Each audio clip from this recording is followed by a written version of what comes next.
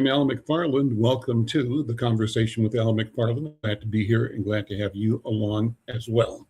What a day, what a day, what a week. So much going on in the world. We're glad to have this opportunity to share thoughts, ideas, discussion, conversation with you. And as always, we want to create an opportunity for what we call robust conversation.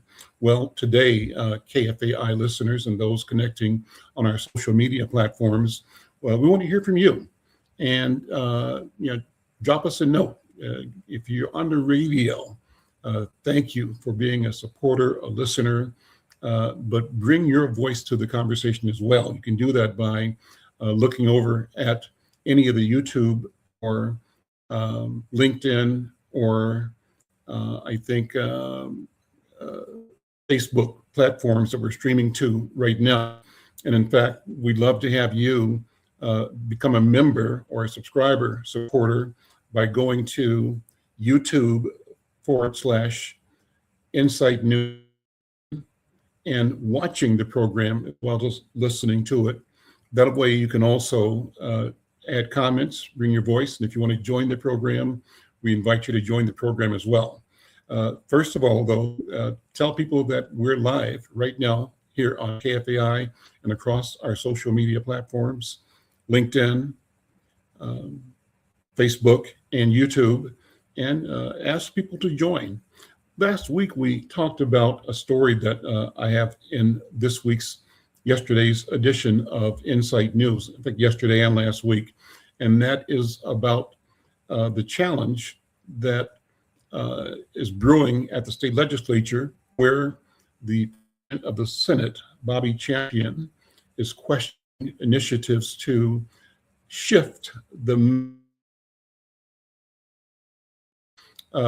providing direct appropriations to nonprofit organizations. Bobby Champion argues that the system proposed by the governor and the governor's response, his proposal, is in response to both national and Republican questioning about the fraud that's been documented, that's being adjudicated in Minnesota, well-known, well-documented. And the governor is proposing an end to direct appropriations to organizations and nonprofits as one way to provide greater accountability. The argument made by Senator Champion, as I understand it, and what my article says in Insight News, is that if there is a leak in the house, don't burn the house down, don't destroy the house, fix the leak. And so the system of making direct appropriations addressed the reality that there's a two-tiered system that allows well-resourced organizations, nonprofits, businesses, to have the ability to request and win competitive bids. But smaller organizations that are closer to the ground don't have the wherewithal to do the same.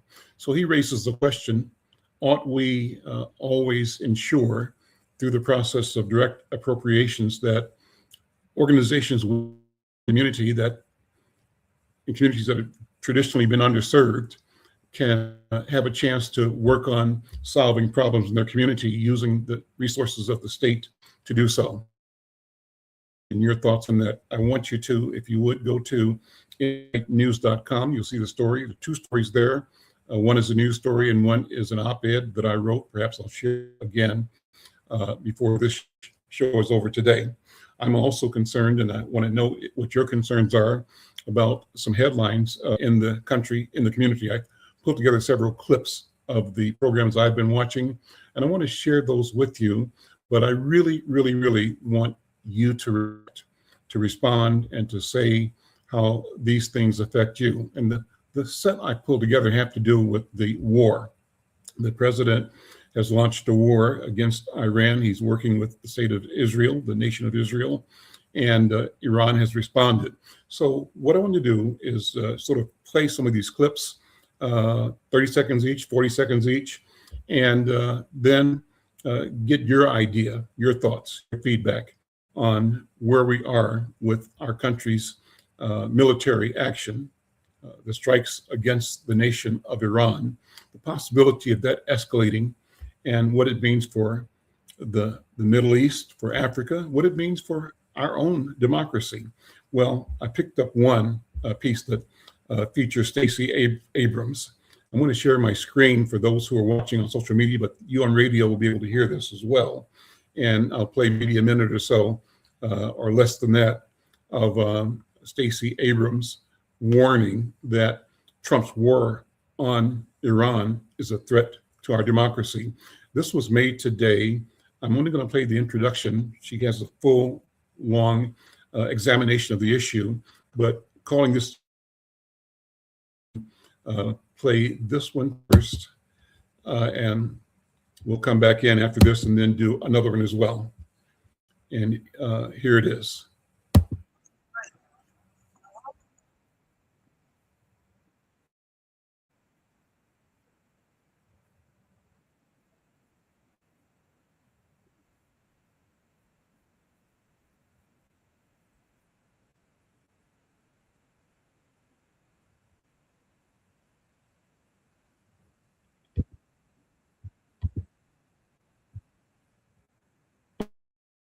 So what do you think?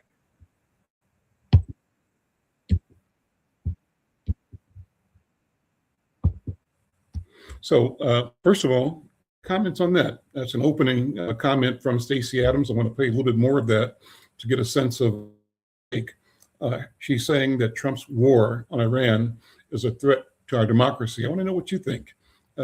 Join me, join the conversation, put your comments in on the comment. Shout you out. Let us know where you're listening from, watching from, and let's have this conversation. Let's continue with a little more of that stream from Stacey Abrams. Let me load it up again. And, you know, it's hard to not feel overwhelmed right now.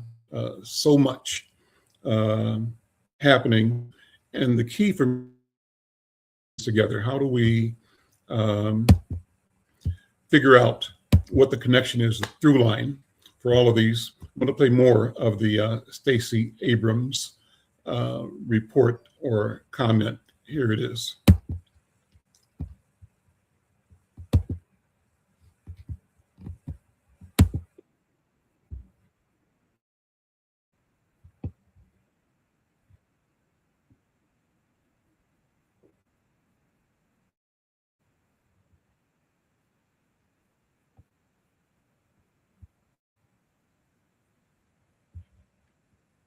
What was ignored, and why this year's ceremony moves unmistakably political tones into stereo. From vampires to back. So we'll come back to that. That's more of what she's doing. But there's another one I want you to look at real quick here. And let me pull that one up. This is Professor P.L.O. Lumumba. He's a person I've been listening to, fascinating orator, thinker, a lawyer out of Kenya. Here he is. Questions and does not lend itself to easy answers. And in my view, must be situated in the context of history.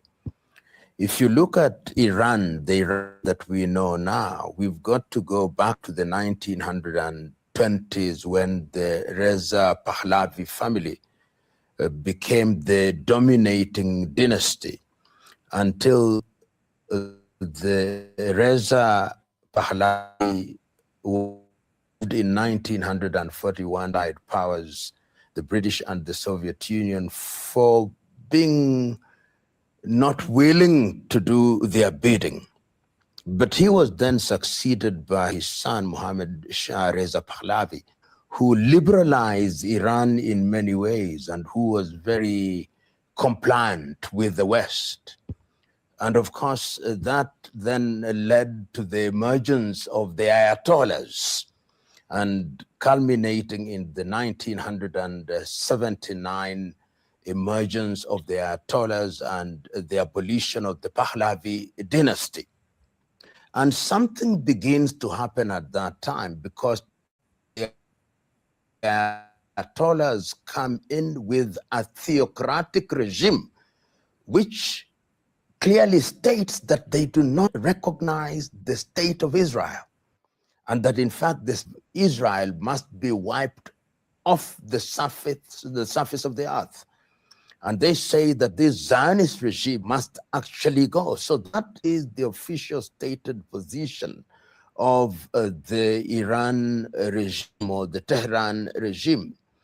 And the fact that then they started enriching uranium, almost reaching weapon grade enrichment, then raised alarm, particularly in the United States of America and in Israel. And the argument that is being put forth by the Netanyahu regime is that they have credible evidence, or that they had credible evidence, that the Iranians had crossed the red line in terms of enrichment, and that they cannot allow the regime to have a nuclear weapon. It is instructive that at the time when the attack on Iran took place, there was a diplomatic effort, or there were diplomatic efforts which were being mediated in Saudi Arabia and within that particular environment, with a view to convincing the Iranians that they ought not uranium for non-peaceful purposes. And to the casual observers, like all of us, we thought that they were going on very well. At least when you listen to the President of the United States of America, one took the view that the negotiations would give birth to a result which would be acceptable to all, and the International Atomic Energy was supervised.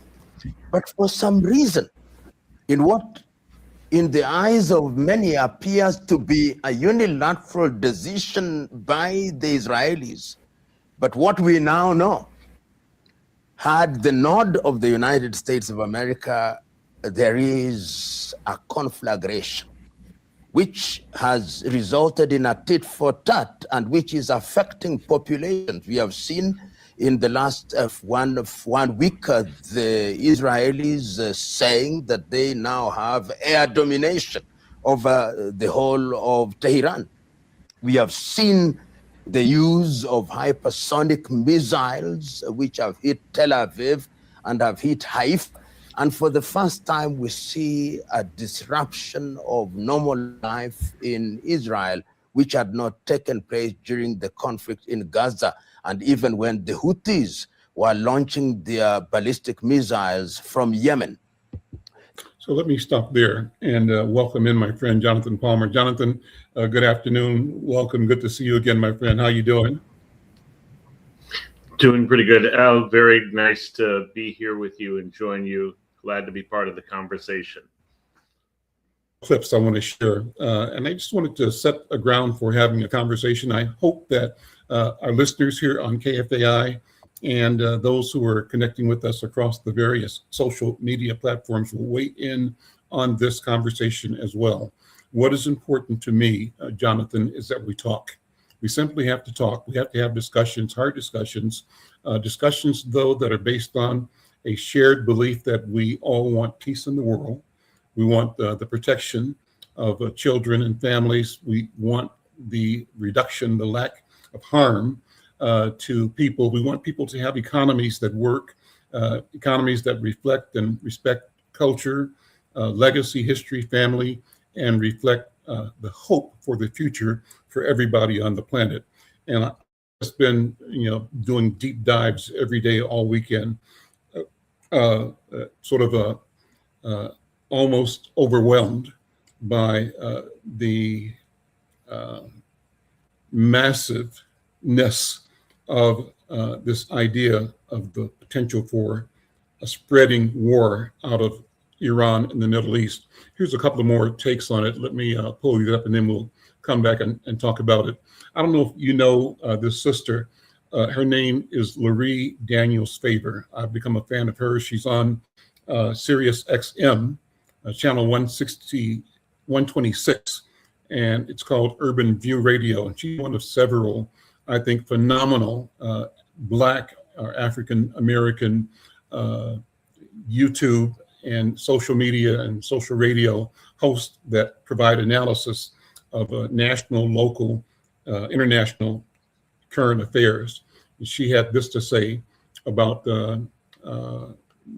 she said NATO. This is her report from yesterday or this morning. The title of it is NATO enters the war, ? The Iran conflict escalates, what it means for Africa. So let me see if I can get that on the screen here, and we'll listen to that. Let's see.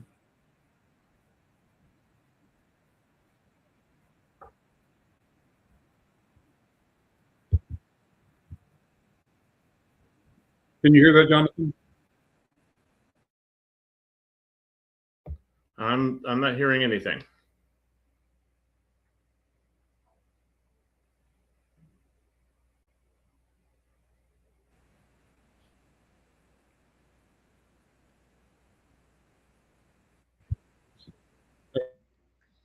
Okay.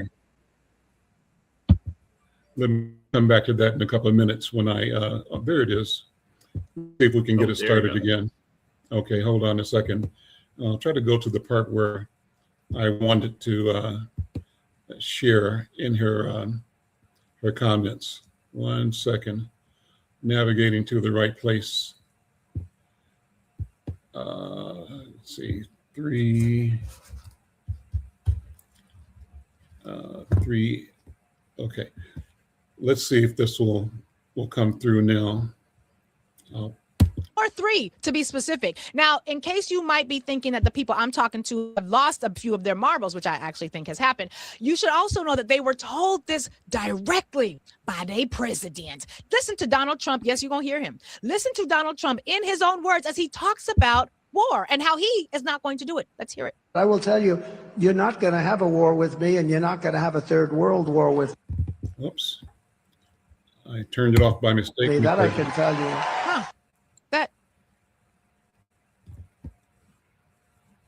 That's said that, huh? Yeah. I don't know. Maybe he forgot. It's possible he forgot, because he certainly seems to have not been remembering in remembrance of that when he decided to make the decisions that were made over this weekend, if he actually was the one making the decisions. One of the questions that I know a lot of people have had is why this war and why now? And frankly, that really depends on who you ask. Now, if you ask the Christians, not the Black Christians who are actually followers of Jesus, not the actual Christians who actually believe in the word of Jesus. I'm talking about the white Christian nationalists. If you ask the white Christian nationalists why this war and why now, the answer may be so far back in history, it might surprise you. They want to go back to the book of Revelations. You should know that right now it's being reported that in the Pentagon, this war with Iran is being portrayed as a biblical war, a war that is going to bring about the rapture of the church, because it's going to bring Jesus back. Because you got to remember, this country is led not just by white narcissists, it's also led by white Christian nationalists who actually believe that the book of Revelations is a prophecy. Now, I am about to step on some religious toes. I'm going to be kind about it, but I just need you all to know that when you are someone who only reads the Bible and you are not a scholar as to how the Bible came to be, you will believe anybody's interpretation about the Bible. Because let me stop there with that, and let me try one more clip, Jonathan. All of this is fascinating, and we did that one already. Okay, I think that's all I have right now. So let me stop the sharing. And Jonathan, me and you, thanks again, brother, for being here. Good to see you. So I see you're wearing some nice hardware there. What's going on? So I am in a transitional care unit right now. I'm recovering from spinal surgery. So I had a thing called spinal stenosis that get diagnosed in January. And so I had surgery in February. Okay. Well, thank you for a while. Had to learn use my hands and things like that. So this is right now to keep everything in place and not to make any wrong moves at any point. All right. All right. But the So, go ahead. oh, I was just gonna say, it's, I can still talk, I can still think, and being on this show is one of the things that I love the most. So, very glad to be able to discuss this with you. Thank you. Well, let me do this. I'm going to switch my internet link from one to another. Let me have you take a few minutes while I do that, just to give your reaction over the weekend as you watched the Iran invasion unfold. Were you surprised, first of all? Were you expecting it? How did you put that in a line of activity with what happened recently with Venezuela? And so what are the general thoughts? I'm going to take myself off the screen and have you just share your thoughts, okay? Okay.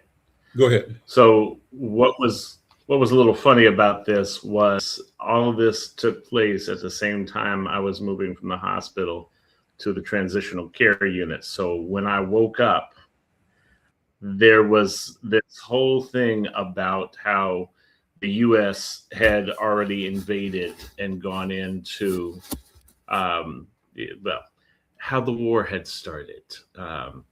And it took them, all of 5 minutes to go ahead and name it as a war, as they did. And listening to that sister, she was spot on. The reasons for this invasion keep changing and evolving. I heard Marco Rubio talking about how the whole idea was we attack them preemptively because if somebody else attacked them, they would attack us. And you can't help but start thinking about sci-fi movies like Tom Cruise and Minority Report and the pre-crime, where you go ahead and you eliminate the threat before the threat even exists. This whole idea of we're going to go ahead and attack them just in case they're going to attack us. This is about regime change. Oh, but it's not about regime change. This is about defending the United States, but it's about freeing the people. It's, spin the wheel and throw a dart and pick a reason, and they can't settle on one. And right now, there's one of the watchdog groups which is reporting out they were nowhere near close to developing enriched uranium or any other materials they needed to create a nuclear bomb. And so what you have here is a war of convenience and a war of wealth. You have what has been happening with Israel. And I think it's really important to make a distinction between the state of Israel and the Jewish people. Mm-hmm. That I have a lot of Jewish friends who are very upset with what has been happening with the state of Israel and with the government there and the actions they're choosing, especially with Netanyahu. And so it's important that we don't confuse and conflate Jewish people with the Israeli state, because those are separate. Some people may be on both sides. Even important, Jonathan, to recognize that within the Israeli state, there are a variety and competing points of view. And so we're really talking about the regime that's in power in Israel right now, because one could argue that doesn't represent the sum total of all of the Israeli people who are diverse more than we think. So make that right. And it's like saying that Trump represents all of America, and we know that he doesn't. Exactly. We know that he doesn't. So the same dynamic and tension exists there as well. And I appreciate the fact that you want to be very clear about not conflating the rich history, legacy, and presence of the Jewish people, in Israel and around the world, with what is happening in a state that has a situation that's similar to ours, in that its leader is at risk of judgment from his people, and this escalation is one way to deflect from the consequence and doesn't ripple of wrongdoing. And what is that? Right. And so why are some people calling this the Epstein War? Referring to Trump's rush into supporting. So I'll stop there. Go ahead and go. Well, and that's exactly what this has become. I mean, I've heard things called Operation Epstein files or Operation Distract from the Epstein files. You know, what you're seeing consistently is the moment something comes up that is going to draw attention either towards the Epstein files or draw attention towards how bad Donald Trump is doing in the polls, how bad the Republican is doing. It's no coincidence that all in the same weekend, they've tried to go ahead and figure out ways to take control of the elections next year, that more files have come out from the Epstein point. One that is rumored to have allegations of rape and sexual assault of a teenager by the president that has been hidden by his staff, and that you have suddenly we're invading Iran under the pretense of they were creating enriched uranium and nuclear bombs, when they don't have the capabilities to do that. And now you're seeing the fallout where people are being attacked all around that region, and bases of the U.S. that are around in that region, the embassies are being attacked, and other countries who had nothing to do with this are now starting to raise the alarm. You know, the United Kingdom, some of the others, because the impact this is having on oil prices, on supplies around the world, on the dangers of bases in their own countries being hit. Iran is, attacking every place in order to bring in, more people to the conflict, to raise this larger. And Donald Trump and Bibi Netanyahu have overstepped, because they thought they would just go in here, destroy everything, and be hailed as champions, or at least distract attention away. And now there's all these unintended consequences of other countries being impacted and drawn into this, who are going to put pressure on the United States to stop this, not join in and rally behind them. So what do you think is going to be the outcome? I fear that they said at first a day or two. Now then they said a week, and now Trump is saying it could last 4 or 5 weeks, and he's also saying, we've got the capacity to carry this forward for a longer period of time. Where do you see it going? Oh, you're talking about the same President Trump that said we're not going to do any more forever wars, and we're not going to do any more foreign wars, and that Barack Obama, because he couldn't negotiate with Iran, would start a war with Iran, and that Kamala Harris would be the one to get us involved. That Donald Trump. Okay, just making sure I'm talking about the same thing here.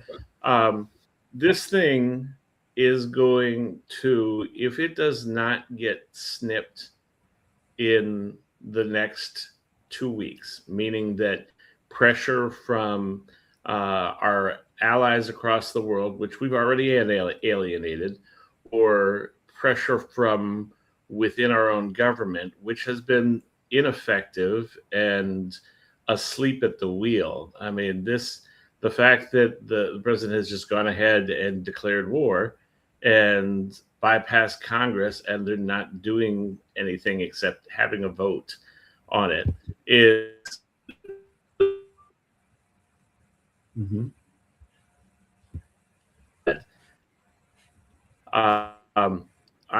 This thing is through this year, and I would not doubt that it goes all the way up through the midterms.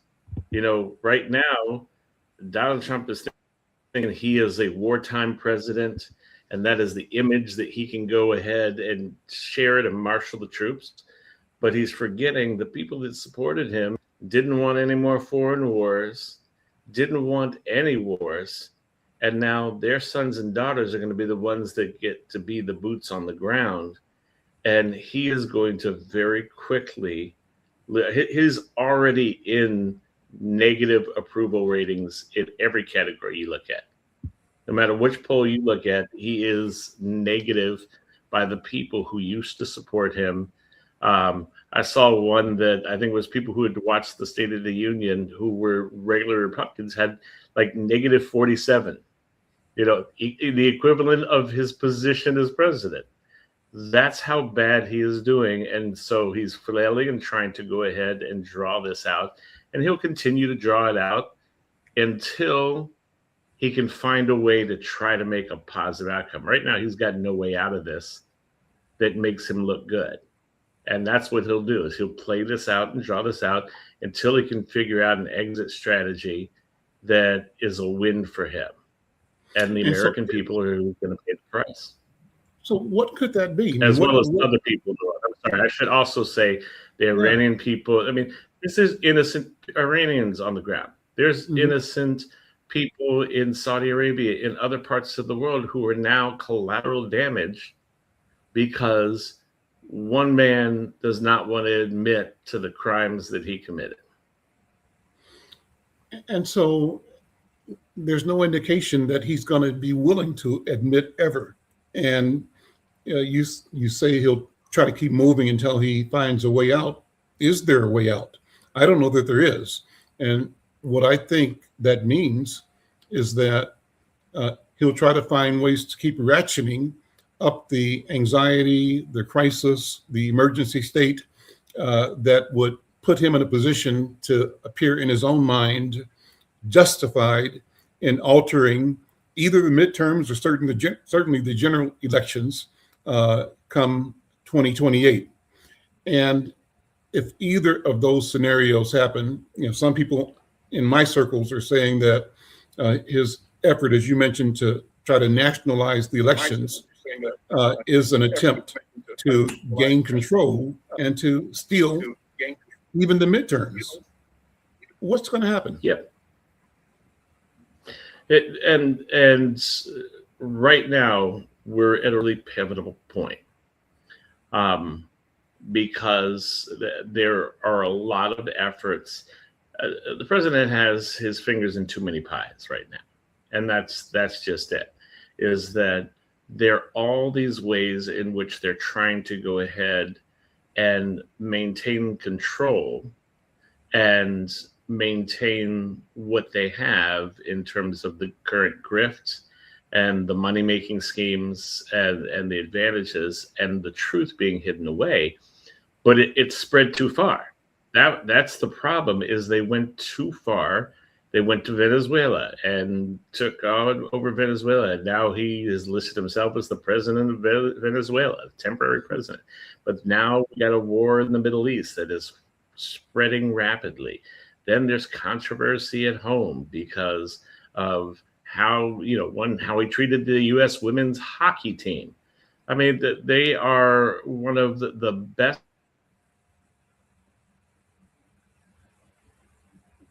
We lost your sound for a second. I'm Alan McFarlane. Go ahead. And so what you have is this was initially done to try to distract people. If there's too many things going on, you can't pay attention to all of them. But I think they've lost control of the story. And all these things going on, they're now having to deal with and try to, put a clamp down on, but they don't have enough pieces on the board to be able to do that because they keep spreading themselves thin and not realizing when you send, the National Guard to states that are doing nothing but standing up for their rights, and you use ICE to go ahead and kill U.S. citizens and have them spread across the country doing that, you don't have enough power to go ahead and maintain the military and maintain all the pieces that you're trying to do. So they're playing, he thinks he's playing 3D chess, and really he's playing 5D chess. Mm-hmm.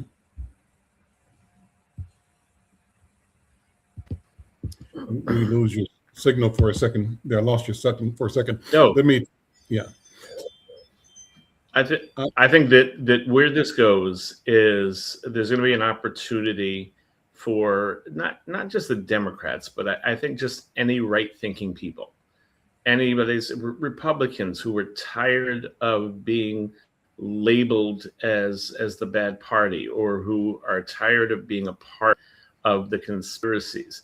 I think, independents, leftists, anybody tired of all the mud that the U.S. has been dragged through has an opportunity here to go ahead and seize on that, continue to press for truth, and continue to press for justice and for the things that come out. But most importantly, it's our elected leaders have to take the stands that they need to. They have to hold accountable the president and other elected officials. They have to take action. And they have to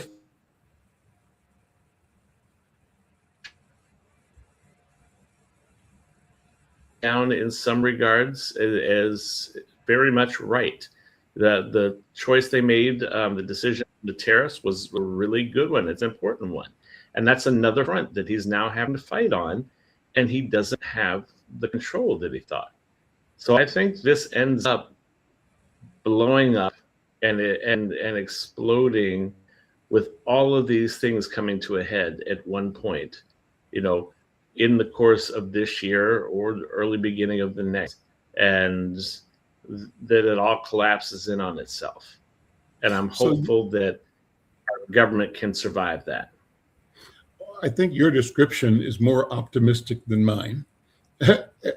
As dire a picture as you have painted just now, that is still more optimistic than I'm able to pull up. And I call myself the optimist, because I'm looking at the doomsday scenario. And for me, the doomsday scenario is that they barrel headlong into their actual intent of consolidating and seizing permanent control and permanent power in this country, and in the doing, attempt to establish a permanent world order that basically, keeps the U.S. and Europe as solidly as the global North in control, with adversaries being both Russia and Asia, China.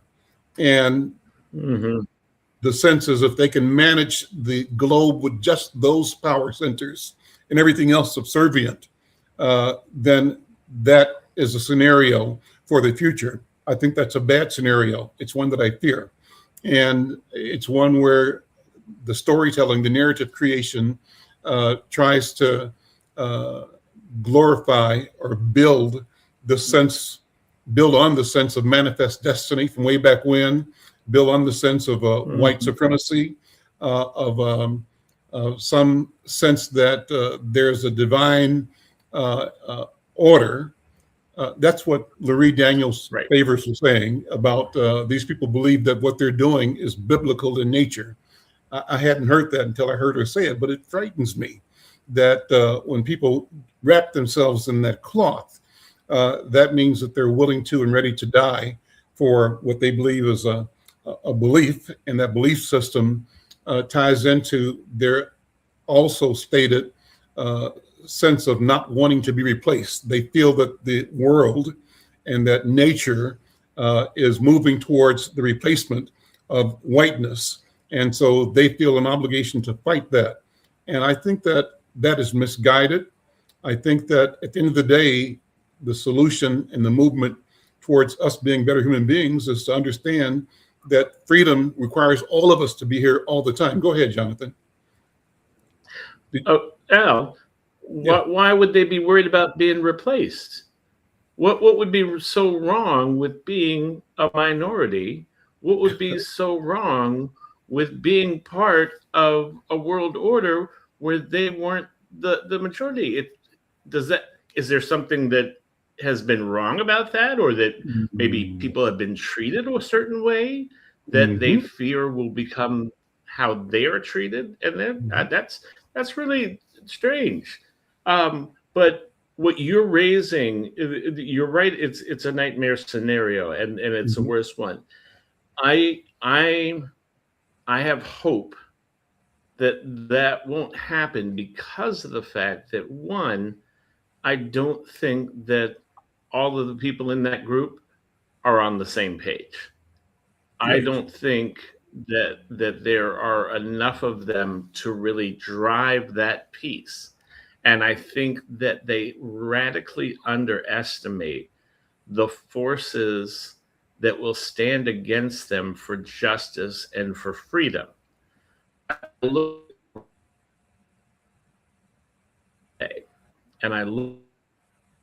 at the MAGA group.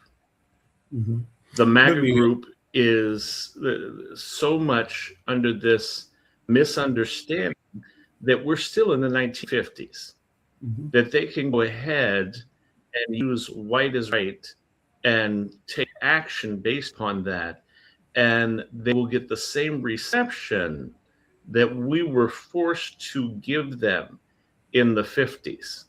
This is no longer that time period.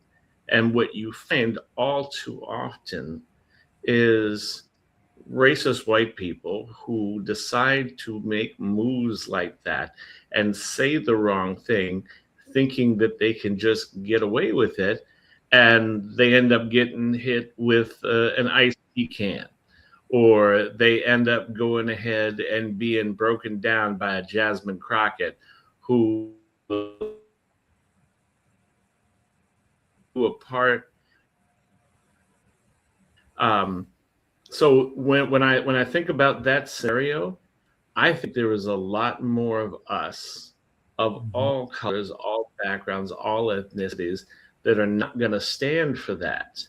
I mean, the continent of Africa alone has way more people and way more freedom fighters that would unite. And along with the U.S., those of us who are on the right side of things, I think that they believe that they could do that, exactly what you're talking about. I think they've counted their chickens before they've hatched. The problem is that they also have demonstrated their ability to create a lot of destruction. And so look at history, look at the movement of this European idea across North America and the genocide, the annihilation of the indigenous populations. Look at the genocide, annihilation of indigenous populations in South America. Look at what this movement, this idea, this supremacist idea did to the attempted depletion of human capital, of human beings from the continent of Africa, the movement of these people across the ocean in the transatlantic slave trade. The beauty, I think you're saying this, is that as human beings, we continue to reflect and reveal, demonstrate a resilience that is irrepressible at the end of the day. And if we've resisted and risen above all of the atrocities of the last half millennia, certainly we will continue to resist that in the future, moving towards the idea of a humanity that values all of us, and that all of us want to be connected in and through and to, and not in a way that requires that we hoard resources and that we hoard power and vest the power in the hands of the few, with the strategy that marginalizes the many, downpresses the many. So, I was thinking, Jonathan, let's pivot a little bit towards Minnesota and the fact that ICE theoretically has diminished its footprint here. I want to, especially for our KFAI audience here, shout out all of the Minnesotans who took to the street. And I'm speaking to KFAI members in particular, because I think our community, the KFAI listeners, were the front line of the resistance to ICE. So if you're listening anywhere on KFAI, kfai.org, hats off to you. My thanks to you, my gratitude to you for standing up, for braving wind chill of 40 and 50 below to protest the presence of ICE, the assault on immigrants and on communities of color, and for demonstrating that we can do better and be better. And what I have to say in praise of Minnesotans, Jonathan, is that it gives me hope when I hear, and as I'm monitoring the national, international news, people are referring to what they did in Minnesota. What the people did in Minnesota to stand up against fascism, against racism, against this idea of white supremacy, against the Trump administration, against ICE and the policy of deporting people, dislodging people who are seeking freedom, who are contributing to community and society, against the labeling of human beings as trash, as non-human, or as threats, or as criminals. And the problem is the people doing the labeling are the criminals. That is the criminal enterprise, those who are attempting to paint the rest of us in that light. So hats off to Minnesotans. And if you're here and want to jump in, agree with me or disagree with me, love to have your comment. We're streaming live to Facebook and to LinkedIn and to YouTube, the Inside News YouTube channel, also to the Black Press of America YouTube channel. If you want to comment on this, I'd love to have your comments and your thoughts on this. Jonathan, let me say a shout out to Joe Lewis. Joe Lewis put a thumbs up. Joe, thank you just for acknowledging this conversation. And again, wherever you are, if you want to join the conversation, the QR code is at the top of the screen. We can bring you into the conversation. Jonathan and I would both enjoy having the conversation with you, whether you agree with us or not, because we think that even having polar opposite points of view and having the chance to express those is the right thing to do. So with that, Jonathan, did you get the Insight News article for Monday where I talked about Bobby Champion challenging Governor Walz on funding pivot? Did you look at that yet? I have not seen that as yet. Let me pull it up. That's top of my reading list, though. Well, let me share part of it I shared yesterday, but put it on screen, Jarrett. And if you would, so I'll just show it and talk about it first. This is Monday's Inside News. The headline is Champion Challenges Governor Walz's Funding Pivot. And it talks about essentially the governor kind of in response to all the pressure from the administration and probably from Republicans, sort of bending or folding, saying that, we got to figure out how to prevent fraud. And his solution is one that doesn't fit the problem. And so this story goes into that. But scroll down, if you would, to the bottom of this page, Jared, because I want to read again the short commentary that I wrote. Pull it up, and you can make it a little bit bigger so I can read it. And people have heard me say this before. This is what I call an Al McFarlaneism. They get the money, we get the misery. So how do we get to where I can see the whole thing on the screen at one time? So let me just read this. So the news coming out of St. Paul this week feels like a betrayal of the very communities that state leaders claim to protect. While Governor Tim Walz and the Trump administration engage in a high-stakes game of political chicken over fraud prevention. Grassroots organizations in Twin Cities and beyond are the ones being lined up for the firing squad. Governor Walz's proposal to end direct legislative grants is not a strategic reform. It is a structural eviction of Black excellence from the public square. By framing this as a response to the Feeding Our Future scandal, the governor is using the criminal actions of a few to justify the systemic exclusion of the many. Champion is right. If you scroll over a little bit, Senator Bobby Joe Champion is right to stand in the gap. Kudos to Bobby Joe Champion. He understands that the governor seemingly does not. Direct appropriations are not the source of fraud. They are the source of life for the under-resourced communities. There are no allegations of fraud that involve an organization who receives a direct appropriation, none. To make ending direct appropriations as a part of the anti-fraud package suggests that direct appropriations contributed to the state's fraud crisis. It is analogous to a man passing gas and blaming the dog.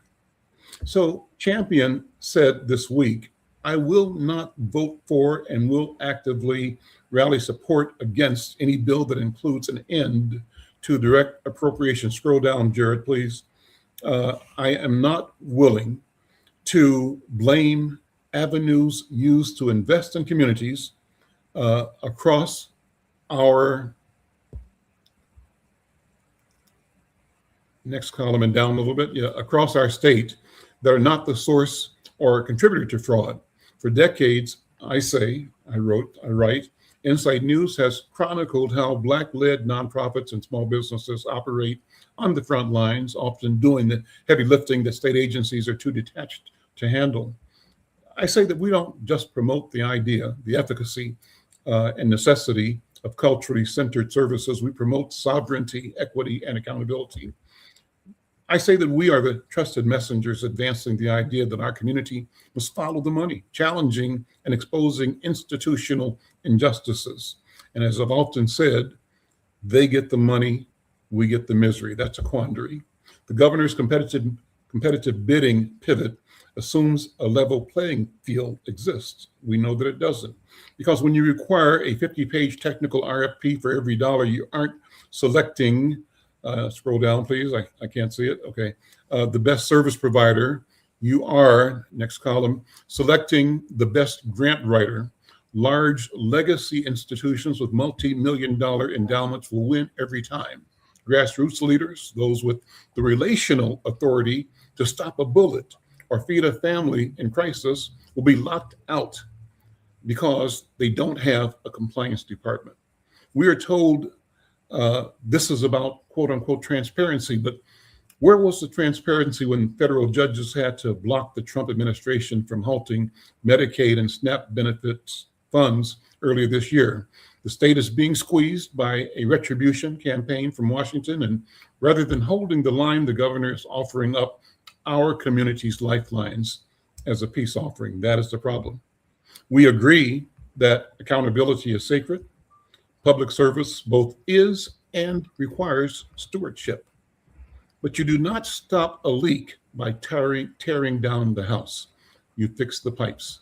If the governor wants to fight fraud, he should invest in building the capacity of local leaders to handle rigorous reporting without stripping them of their autonomy. He should listen to Senator Champion, who has spent a stellar career in public service, standing shoulder to shoulder with us. Governor Walz, we are not the fraudsters you're looking for. We're the partners that you cannot afford to lose. Do not let quote unquote accountability become a code word for abandonment. That's my editorial. Jonathan, what do you think? I think that Good, that better, is better and different. You don't have to agree with me at all. I not only agree with you, Al. I want to add a little piece to that. One that is beautifully written and excellently makes the point. This is one of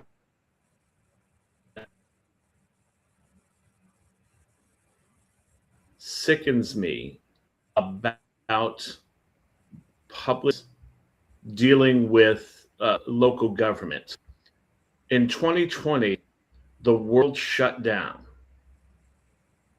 The community that was there to save our state and our country was the nonprofit. Your voice is People fading would in and out. die So you in greater numbers if it hadn't.